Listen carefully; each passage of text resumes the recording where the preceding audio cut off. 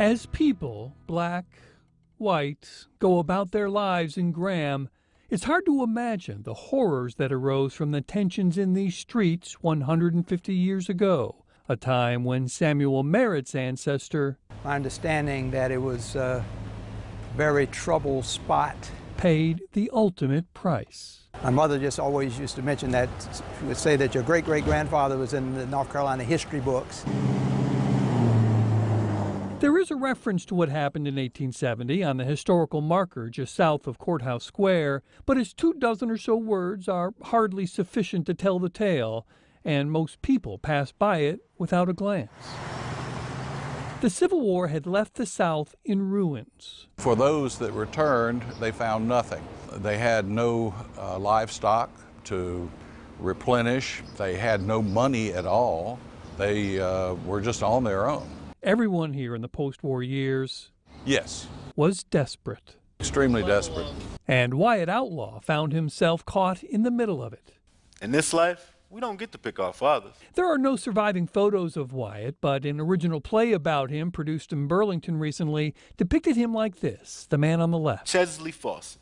Wyatt was the son of a white man and a slave who was himself enslaved in Alamance County until escaping to join the Union Army during the war. Reverend, I faced Confederate fire on more than one occasion to keep from being a slave. He returned to Graham after the war, where he became a civic leader, a position that was resented by much of the local white population. He was the type of person that unfortunately was loved by many and hated by many. By 1869, the lingering embers of the Civil War smoldered hot enough to ignite rampant violence between whites and blacks, and the Ku Klux Klan held a rally in Graham.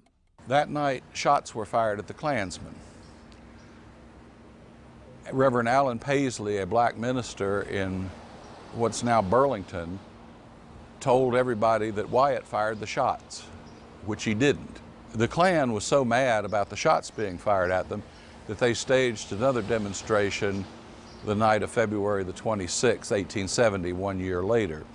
And they came into Graham here with the express purpose of getting Wyatt Outlaw. Wyatt was taken from his house, which was up here where the Baptist church is, to directly across from where we're standing, where that little park and bell is. At the time there was a tree, and that was the tree that he was lynched from right there. I think that the story here is one in which people did things with impunity. North Carolina's Republican Governor William Holden tried to find justice. He sent in a soldier named George Washington Kirk to arrest dozens of Klansmen. He was known for his rough tactics. They used to string up the suspected Klansmen, pull them up by the neck, and ask them to confess, and then let them back down, and they would do that until they confessed, and most people did. It became known as the Kirk-Holden War.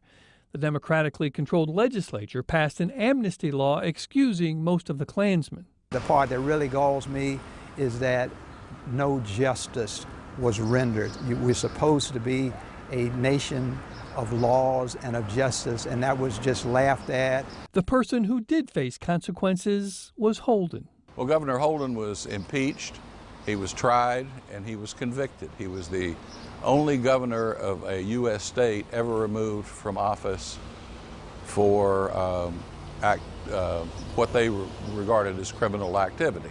The whole story of the Klan violence and the Kirk-Holden War quickly faded because the people here, they were so embarrassed.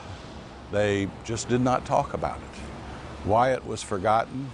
All of the events of 1870 were forgotten. It would be so helpful to my family if there was some way to at least acknowledge in some way what had happened. And the first step is simply telling the tale once again. I'm not trying to be the hero. I'm just trying to look out for my own. Bob Buckley. It's a sad story any way you look at it. Fox 8 News.